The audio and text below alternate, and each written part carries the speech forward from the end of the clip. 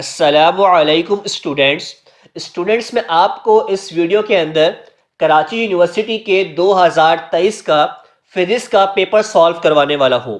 जैसा कि आप लोगों को आइडिया होगा कि आपके पास हर सब्जेक्ट के 20 एमसीक्यूज आते हैं। तो फिजिक्स के जो 20 एमसीक्यूज हैं ये हमारा वीडियो का जो है पार्ट नंबर 1 है।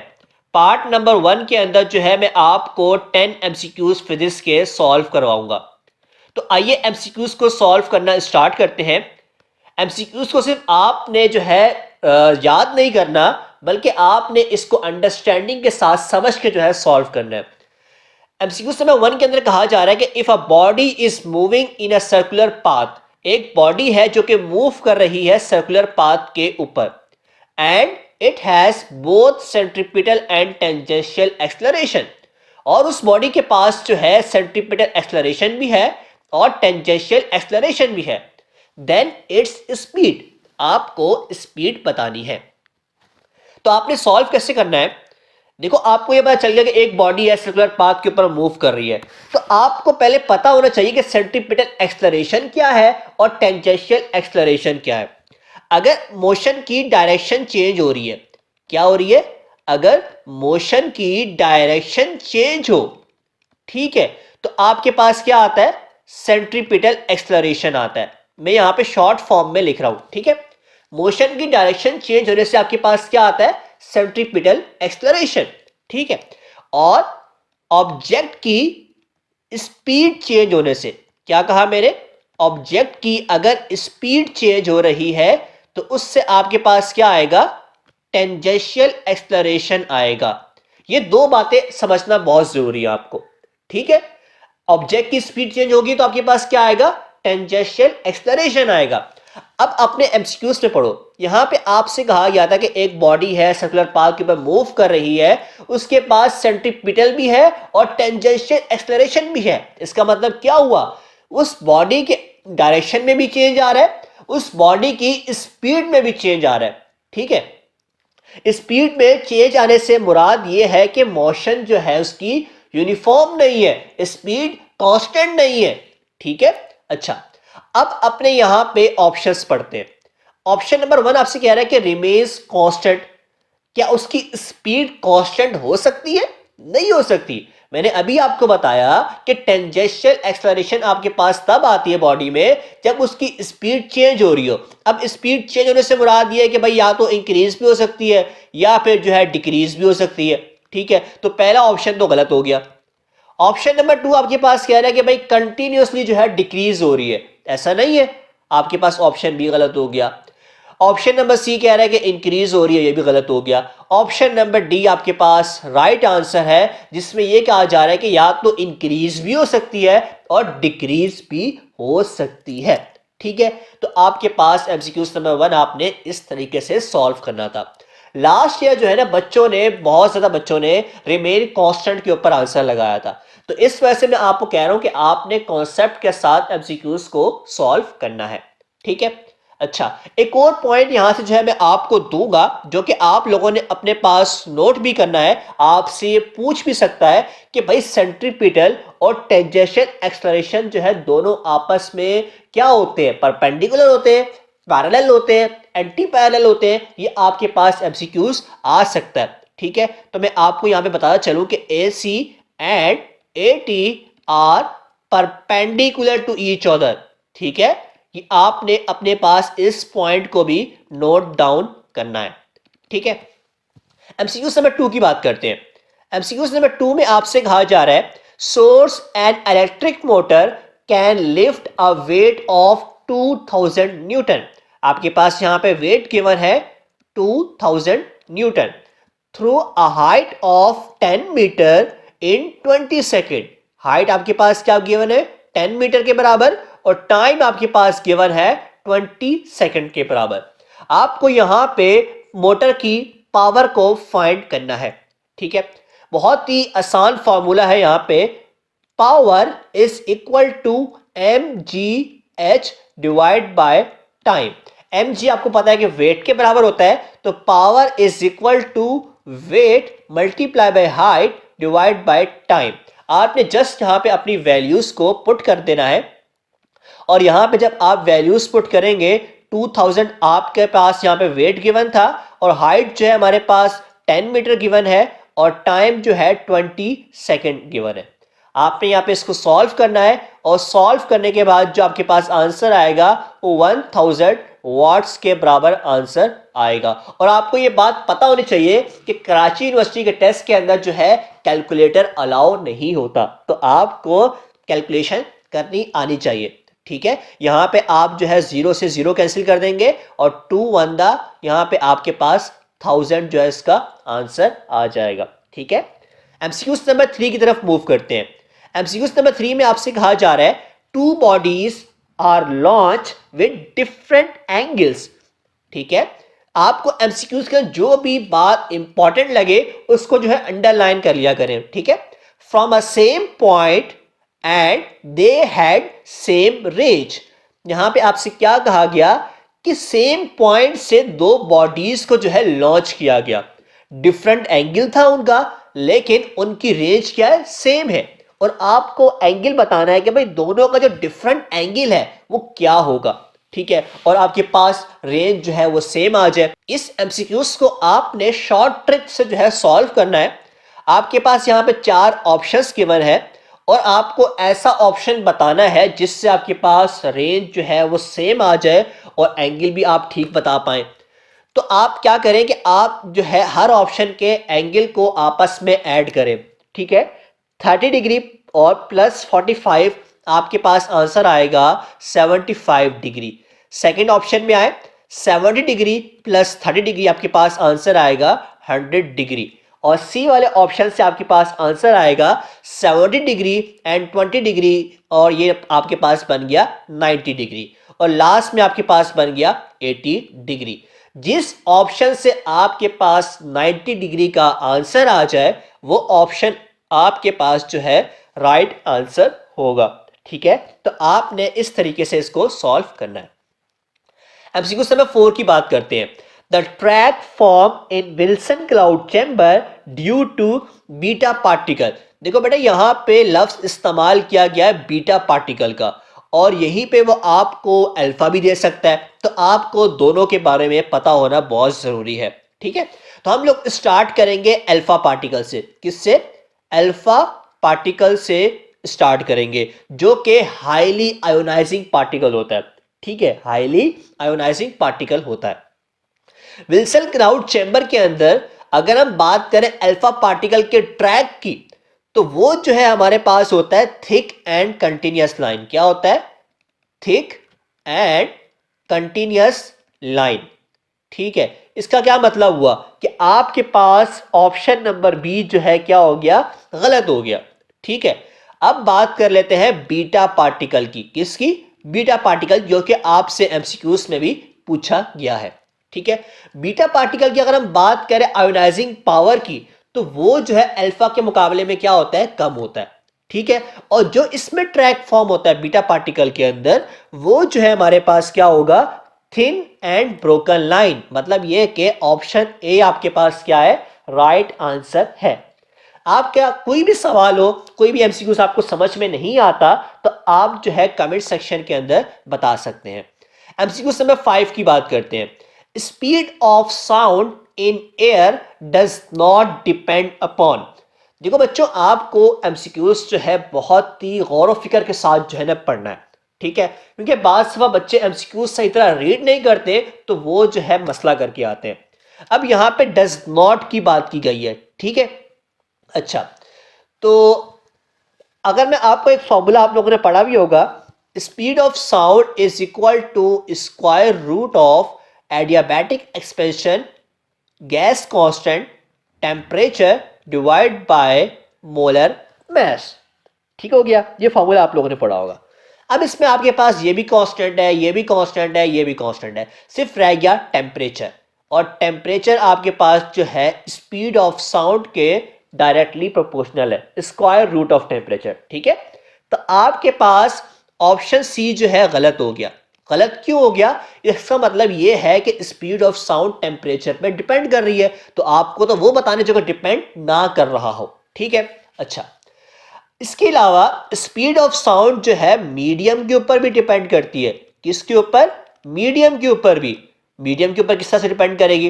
देखो, अगर आपके पास सॉलिड है, या फिर आपके पास लिक्विड है, या फिर गैस है, या आपके मीडियम है, ठीक है। स्पीड ऑफ साउंड जो है सॉलिड में ज्यादा होगी, लिक्विड में उससे कम होगी, और गैस में उससे भी कम होगी, ठीक है। तो क्या समझ में आया कि स्पीड ऑफ साउंड मीडियम के ऊपर भी डिपेंड कर रही है, ठीक है। इसी तरीके से स्पीड ऑफ साउंड जो है inversely proportional square root of density के है। मतलब ये कि डेंसिटी के ऊपर भी जो है स्पीड ऑफ साउंड क्या हो रही है? डिपेंड करती है। तो आपके पास प्रेशर ऐसा ऑप्शन है जिसके ऊपर स्पीड ऑफ साउंड डिपेंड नहीं करती, ठीक है। तो आपने एमसीक्यूज को समझ के सॉल्व करना है। एमसीक्यूज नंबर 66 की बात करते हैं। यहां पे आपसे कहा जा रहा है, if a body of mass m is suspended by a string and the string is not in motion, the magnitude of tension in the string is dash, ठीक है। देखो बच्चों, आपके पास जो है ना टोटल 4 केस होते हैं। हम उन चारों केस को यहाँ पे जो है डिस्कस करते हैं ताकि आपको ये एमसीक्यूज जो है अच्छे से समझ में आ जाए। केस नंबर आपके पास क्या होता है कि अगर आपकी बॉडी अपवर्ड मूव कर रही है एक्सलरेशन ए के साथ, ठीक है। मैंने क्या कहा? बॉडी अपवर्ड मूव कर रही है एक्सलरेशन ए के साथ, ठीक है। तो आपके पास जो टेंशन आती है वो क्या आती है? वेट प्लस एम ए, ठीक है। देखो यहां पे आपसे टेंशन पूछा गया, तो मैंने आपको केस नंबर 1 बताया। केस नंबर 2 डिस्कस करते हैं। केस नंबर 2 में यह है कि अगर बॉडी आपकी डाउनवर्ड मूव कर रही है एक्सलरेशन ए के साथ, तो तब आपके पास टेंशन क्या होगा? वेट माइनस एम ए के बराबर होगा। ये केस नंबर 2 हो गया। केस नंबर 3 की बात करते हैं। केस नंबर 3 में क्या है कि अगर आपकी बॉडी सस्पेंडेड है, क्या? बॉडी सस्पेंडेड है। अब आप कहेंगे सर यहां पर सस्पेंडेड का लफ्ज यूज किया जा रहा है, इसका क्या मतलब है? सस्पेंडेड का मतलब है कि बॉडी मूव नहीं कर रही, बॉडी मूव नहीं कर रही, तो टेंशन क्या हो जाएगी? वेट के बराबर हो जाएगी, जो कि आपका एमसीक्यूज भी था कि आपके बॉडी का मास m है जो कि सस्पेंडेड बाय अ स्ट्रिंग है, तो आपको टेंशन बताना था। यहां पे आपके पास वेट है और आपको पता है कि वेट क्या होता है? mg के बराबर होता है, और आपका ऑप्शन नंबर बी क्या है? राइट आंसर है। केस नंबर 4 की भी बात कर लेते हैं। केस नंबर 4 आपके पास क्या बोलता है कि बॉडी अपवर्ड भी मूव कर सकती है और डाउनवर्ड भी मूव कर सकती है, दोनों केस हो सकते हैं, लेकिन यूनिफॉर्म स्पीड के साथ। किससे? यूनिफॉर्म स्पीड के साथ। तो उसमें जो टेंशन बराबर होगी वो भी वेट के बराबर होगी। तो आपके पास कोई भी केस अगर पूछा जाए तो आप उसका आंसर बता सकते हैं। एमसीक्यूज नंबर 7 की बात करते हैं। एमसीक्यूज नंबर 7 में आपसे कहा जा रहा है कि the speed of sound at the temperature of 30 degree centigrade is approximately equal to dash, ठीक है। अब बच्चे बोलेंगे हम सॉल्व कैसे करें, हमें कैसे पता होगा कि भाई स्पीड ऑफ साउंड जो है 30 डिग्री टेम्परेचर के ऊपर क्या रिजल्ट देता है? तो भाई इसको आपने फॉर्मूले से यूज करना है। फॉर्मूला यूज करते हुए आपने सॉल्व करना है इसको। फॉर्मूला मैंने आपको ऊपर बताया भी था, speed of sound square root of adiabatic expansion R T divide by molar mass, ठीक है। अब देखो यहां पे टेम्परेचर गिवन है, इसको आप केल्विन में कन्वर्ट कर लो। 273 आपने ऐड किया और आपके पास आंसर आ गया 303 केल्विन, ठीक है। अच्छा, इसके बाद आपके पास एडियाबैटिक एक्सपेंशन है जो कि एयर के लिए क्या होता है? 1.4 के बराबर होता है। आर है, आर आपके पास कांस्टेंट है, और आर की आपके पास वैल्यू क्या होती है? 8.314 जूल पर मोल केल्विन, ठीक है, आपको पता होना चाहिए। नेक्स्ट जो आपके पास है मोलर मास है, और मोलर मास जो एयर का है वो बराबर होता है 29 ग्राम पर मोल, और आप इसको जब कन्वर्ट करेंगे किलोग्राम के अंदर, ये आपके पास हो जाएगा 0.029 किलोग्राम पर मोल के बराबर हो जाएगा। आपने इस तमाम वैल्यूज को इस फॉर्मूले में पुट करना है, तो आपके पास जो स्पीड ऑफ साउंड निकल के आएगा वो 350 मीटर पर सेकंड के अप्रॉक्सीमेटली निकल के जो है आ रहा होगा, आपका ऑप्शन नंबर डी जो है यहाँ पे राइट आंसर होगा। ठीक है, एमसीक्यूज नंबर 8 की बात करते हैं।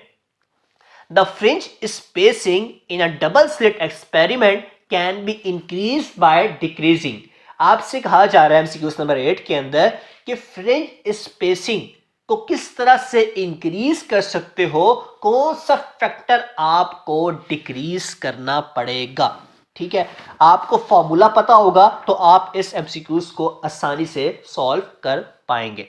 ठीक है, देखो बेटा, beta is equal to N lambda capital D divide by small D. ये बीटा आपके पास क्या है, ये आपके पास है फ्रिंज विड्थ। क्या है, फ्रिंज विड्थ है। ठीक है, लैम्डा आपको पता है वेवलेंथ है। कैपिटल डी क्या है, कैपिटल डी जो है आपके पास distance between slits and screen. ठीक है, स्मॉल डी क्या है, स्मॉल डी आपके पास है स्लिट सेपरेशन, या फिर आप इसको कह सकते हैं डिस्टेंस बिटवीन टू स्लिट्स।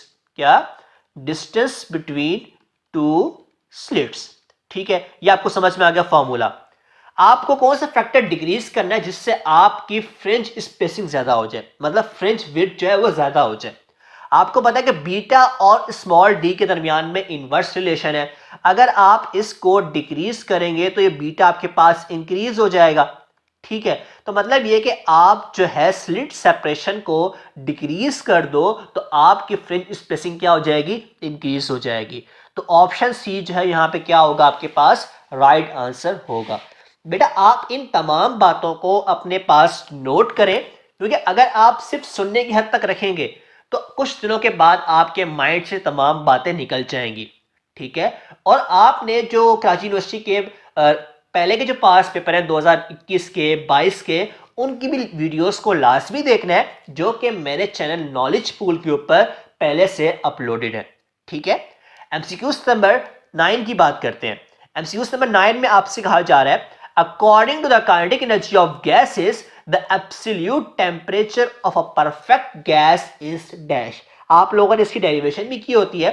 ठीक है, और एब्सोल्यूट टेम्परेचर जो है डायरेक्टली प्रोपोर्शनल होता है एवरेज ट्रांसलेशनल काइनेटिक एनर्जी के। आपके पास ऑप्शन ए जो है यहाँ पे राइट आंसर है।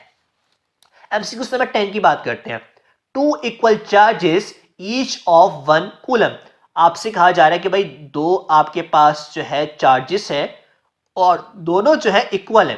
ठीक है, और क्या उनका वैल्यू क्या दी है, 1 कूलम दी है। ठीक है, are held 1 metre apart in free space. मतलब ये कि इन दोनों के दरमियान का जो फासला है वो 1 मीटर का है।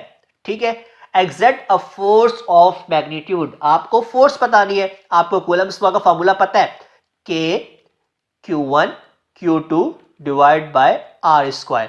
ये पूरा सब कुछ आपके पास जो है ना 1 के बराबर है। ठीक है, आपके पास क्या बच गया, फोर्स इज इक्वल टू के बच गया। ठीक है, के आपके पास है कांस्टेंट, लेकिन के की वैल्यू क्या है ये आपको पता होना बहुत जरूरी है। देखो आपको एमसीक्यूज में कहीं भी वैल्यू नहीं गिवन। ठीक है, तो आपको ये कांस्टेंट वैल्यू जो है आना चाहिए। ठीक है, तो के आपके पास बराबर होता है 9 एक्सपोनेंट 9 के बराबर होता है। ठीक है, अब यहां पे फोर्स फाइंड कर रहे थे तो तभी आपके पास ऑप्शन में क्या आएगा, न्यूटन आएगा। क्या आएगा, न्यूटन। तो आपके पास ऑप्शन सी राइट आंसर है। ठीक है, लेकिन अगर आपसे एमसीक्यूज में वैसे जो है के की वैल्यू पूछी जाए तब आपके पास जो है यूनिट न्यूटन नहीं होगा, फिर आपके पास होगा newton metre square divide by coulomb का स्क्वायर। ठीक है बेटा, आपने इस चीज का ख्याल करना है। अच्छा, अब यहां पे 6.67 एक्सपोनेंट पावर -11 लिखा हुआ है, जो कि आपके पास जो है कैपिटल जी का जो है यहां पे वैल्यू होती है। ठीक है, अच्छा, जो ग्रेविटेशनल कांस्टेंट होता है। यहां पे 8.85 एक्सपोनेंट पावर -12 लिखा हुआ है, जो कि आपके पास एप्सिलॉन नॉट की वैल्यू होती है। तो बेटा पार्ट नंबर 1 जो है हमारा इस वीडियो पे कंप्लीट हो चुका है और मैंने आपको 10 एमसीक्यूज जो है यहाँ पे सॉल्व करवा दिए। आपका कोई भी सवाल है इस 10 एमसीक्यूज को लेके आप कमेंट के अंदर लिख सकते हैं, या कोई भी और आपका कोई भी अहम सवाल हो वो आप कमेंट के अंदर बता सकते हैं। उम्मीद है कि आपको ये 10 MCQs जो है समझ में आए होंगे, और अगर आप मुझे सपोर्ट करेंगे और आप इस वीडियो को लाइक करेंगे तो इंशाल्लाह जो है मैं आपको जो है कराची यूनिवर्सिटी की बाकायदा जो है तैयारी करवाऊंगा और आपको तमाम पास पेपर जो है सॉल्व करवाऊंगा। आप नॉलेज पूल को सब्सक्राइब करें और अपने दोस्तों के साथ जो है इसको शेयर करें। अल्लाह हाफिज़।